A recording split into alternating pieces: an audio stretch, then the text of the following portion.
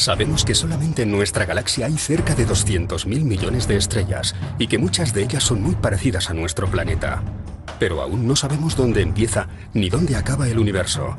No sabemos cómo se creó, no sabemos su tamaño ni las leyes que lo rigen. Y lo que es más importante, no sabemos si existe vida inteligente en algún otro punto del cosmos o estamos solos. Existen indicios de que algo extraño pasa. ¿Cómo no va a haber posibilidades de que exista vida extraterrestre? 200.000 millones de estrellas en nuestra galaxia y nuestra galaxia es simplemente una motita de polvo en la inmensidad del universo.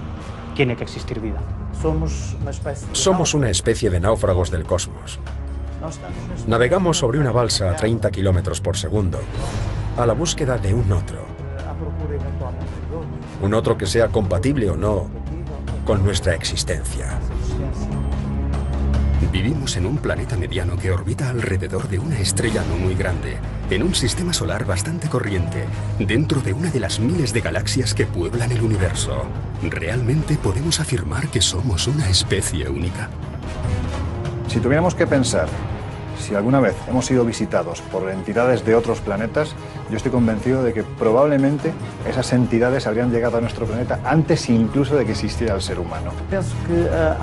Hay mucha angustia de soledad, de buscar respuestas, de buscar un hermano. Otro que nos diga que, de hecho, no estamos solos. La hipótesis es muy arriesgada, pero ¿por qué no? ¿Por qué vamos a restringirnos a lo que nos manda y nos ordena el sistema establecido, que nos pone unas orejeras y que nos dice, de este límite, de esta cerca, no puede uno salirse porque es estigmatizado y condenado? Bien, yo soy una oveja rebelde.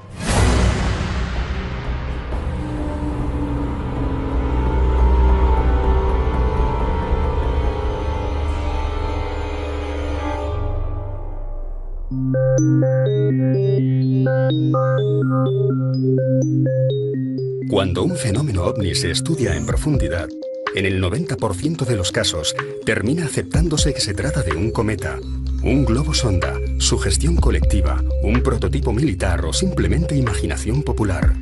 Pero no siempre. Es probable que entre tantos casos, entre tantos miles de casos, exista uno que podría mostrar que nos hayan visitado desde fuera.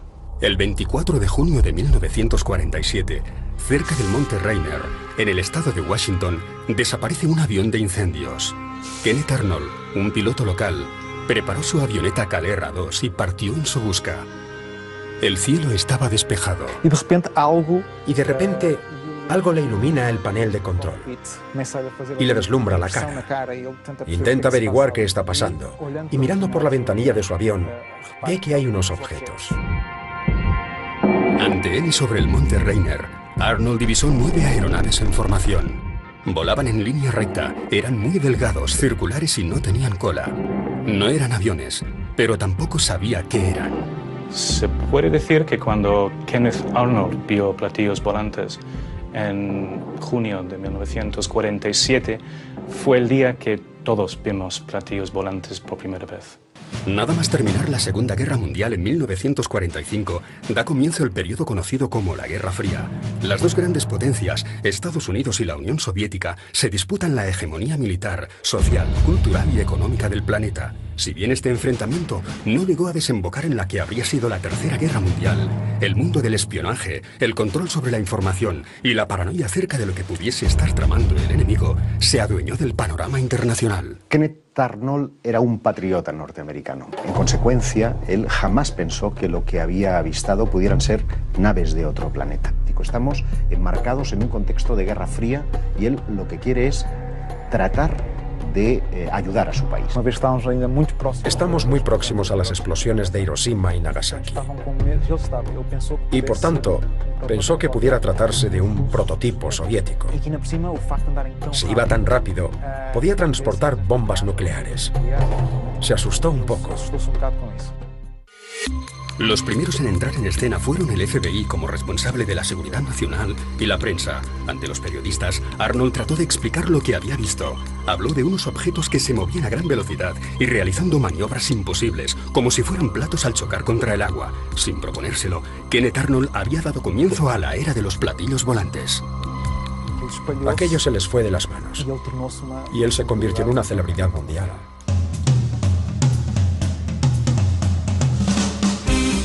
Las emisoras de radio empezaron a ofrecer recompensas a cambio de un platillo volante auténtico. En esa época nadie se imaginaba que podrían ser del tamaño de una nave espacial. Así que cuando las personas presentaban objetos diciendo que los habían visto caer del cielo, la mayoría de las veces eran pequeños, como platos o platillos, o incluso no tenían forma de platillo. O a tazas incluso. Kenneth Arnold terminó convirtiéndose en el primer ufólogo, en el sentido de que él mismo comenzó a hacer las primeras investigaciones, entrevistando a otros que habían tenido avistamientos. Quería saber más, quería saber qué pasaba. Básicamente tenía la idea de que se trataba de un fenómeno real, que no era para bromear. No. Kenneth Arnold fue una persona muy sincera que solamente explicó lo que había visto. 9 objetos que habían sobrevolado y que no sabía lo que eran. O sea, todo el fenómeno de los platillos volantes podría deberse a un error de contexto, a una mala interpretación. Ya meses después de la experiencia, hizo una reflexión en voz alta muy interesante. Y es, aquí parece que todo el mundo está loco, menos yo. Sufrió un poco. Recibió presiones. No sabemos si del gobierno o de militares. Pero alguien llamó a su puerta y le dijo claramente que tenía que dejar de hablar sobre lo ocurrido. La historia de los platillos volantes quizás empezó con Kenneth Arnold aquel día, el 24 de junio, pero los ovnis en sí ya llevaban siglos observándose en el cielo. La península ibérica ha jugado un papel importante dentro de esta casuística y también encontramos registros antes de la fecha en la que Kenneth Arnold tuvo su avistamiento. Sin ir más lejos, 10 años antes del avistamiento de Arnold y cuando aún no existía la palabra ovni, algo muy similar a aquellos platillos volantes ya cruzaba los cielos de la península ibérica. En 1936 da comienzo la Guerra Civil Española, un periodo en el que la población se muestra mucho más preocupada por la pobreza o los bombardeos que por una posible visita extraterrestre. Fue un conflicto en el que uno de cada 20 españoles, que se dice pronto, uno de cada 20 españoles se dejaron la vida, bien en la guerra o bien como consecuencia. En 1936, evidentemente que no era una España preocupada por algo que no existía. Yo creo que ni tan siquiera a partir del 47, cuando empieza la historia moderna del fenómeno ovni, ni tan siquiera es consciente de que hay un fenómeno que se llama ovni. Es verdad que antes que Arnold, en España, hemos tenido noticias de avistamientos de objetos en el firmamento que no podemos explicar. Por ejemplo, en la comarca de las Urdes, en el norte de Cáceres, allí la gente hablaba de banastros voladores. Es decir, lo que surcaba aquellos montes desprendiendo una enorme luz que asustaba, de hecho, porque asustaba realmente a los testigos, era lo más parecido a esos cajones que hoy podemos ver en los que viven las avispas. Pero, por ejemplo, si te vas a la zona de Sevilla, hay un caso fascinante que protagoniza un señor que se llama Juan el Palmareño, ¿no? Y él, muy cerca de Aznalcóllar, va en su coche conduciendo y a muy poquita distancia se le coloca lo que él identifica como un autobús volador.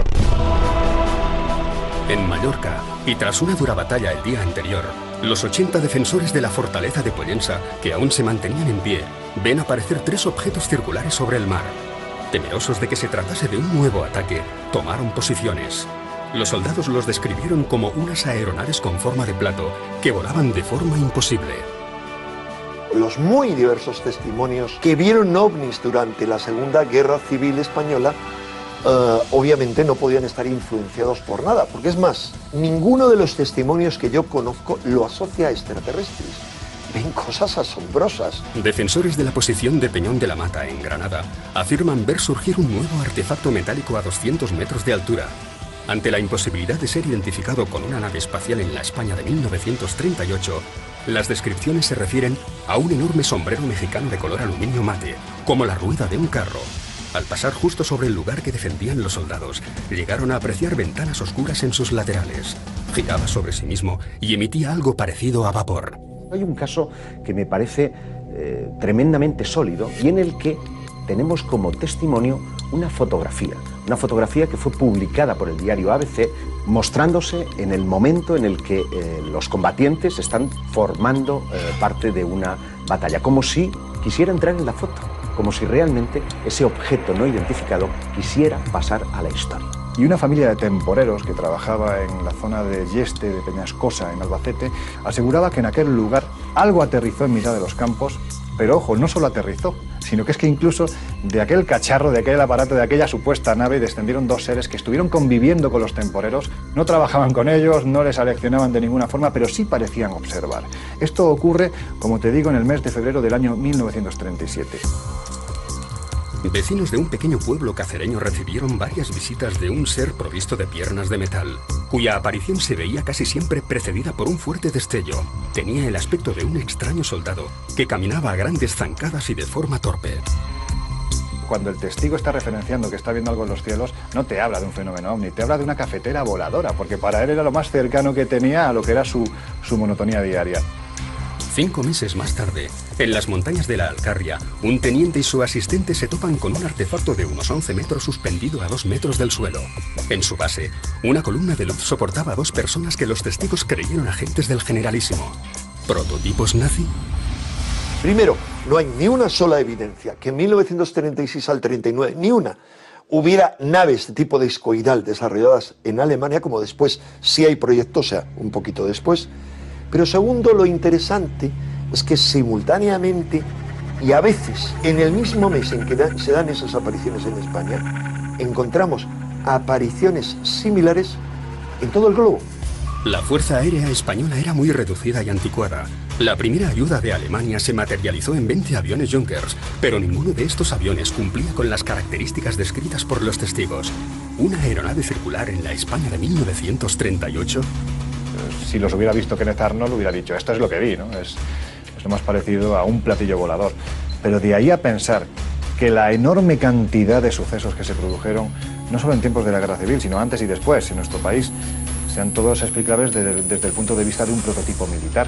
Si bien es cierto que los alemanes llegaron a diseñar y construir algunos artefactos de ala circular, estos no se llevaron a cabo hasta años después, de modo que difícilmente podrían estar sobrevolando los cielos españoles. Pensar que los ovnis son una influencia de la ciencia ficción creo que es un error, porque la ciencia ficción no deja huellas, y los ovnis, en ocasiones, han dejado una huella física que se ha podido estudiar, que se ha podido investigar. Sombreros mexicanos, cafeteras y autobuses voladores. Mientras las descripciones de aquellos extraños objetos se identificaban con artilugios fácilmente reconocibles en la España de los años 30, los servicios de inteligencia norteamericanos estaban a punto de situarse ante un fenómeno nuevo, sin nombre y para el que aún no disponían de protocolos de actuación. Solamente habían pasado 16 días desde el avistamiento de Kenneth Arnold, cuando en Nuevo México se iba a producir un acontecimiento que pasaría a la historia como el primer intento de ocultación del fenómeno ovni y como el caso más conocido de una posible visita extraterrestre a nuestro planeta, el caso Roswell.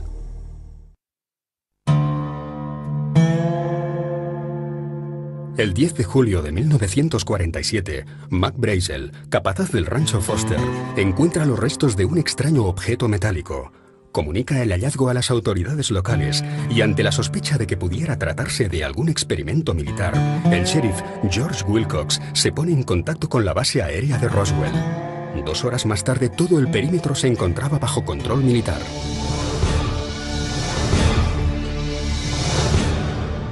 La Fuerza Aérea Norteamericana informa de la captura de un platillo volante en los alrededores de la localidad de Roswell. Quien emite este comunicado es el oficial de Relaciones Públicas, el teniente Walter Haut. Horas más tarde, desde Washington, se desmiente esta información y se asegura que el objeto volador hallado en Nuevo México no es más que un globo sonda. Por mucho que hayan intentado echar arena encima de Roswell, es evidente que ahí ocurrió algo raro y, en opinión mía y de mucha gente que vivió en Roswell en aquella época, allí cayó una nave extraterrestre. El expediente Roswell pasó a ser considerado alto secreto. Pero los protagonistas del suceso, a pesar de que todos ellos aseguran haber recibido visitas del ejército y del FBI, no fueron totalmente silenciados. Ahora ya no se habla de una nave, se habla incluso hasta de 2 naves extraterrestres que se estrellan en el desierto de Nuevo México. Son recuperados varios cadáveres, uno de ellos de los tripulantes incluso podría estar herido, murió un tiempo después. El sheriff Wilcox contó a su familia que un platillo volante se había estrellado en el rancho Foster, que había visto los cadáveres de algunos alienígenas y que incluso llegaron a encontrar a uno con vida. La funeraria Ballard de Roswell, que disponía de un contrato para proporcionar servicios a la base aérea, recibe una llamada de un oficial que solicita 3 ataúdes, lo más pequeños posibles, y que pudieran cerrarse herméticamente. El propio Marshall asegura que se trataba de una nave espacial y que los militares llegaron a sustituir las piezas que él encontró por las de un globo meteorológico. ¿Realmente se estrelló en Roswell una nave extraterrestre? Y de ser así, ¿llegaremos a saber algún día qué fue de aquel alienígena hallado aún con vida?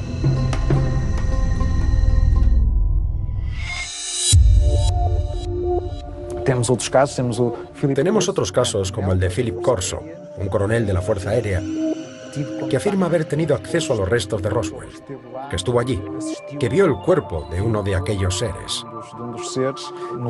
En su lecho de muerte hizo una serie de confesiones. Dijo que realmente hubo una campaña para desacreditarlo, pero que Roswell, de hecho, habría sido real.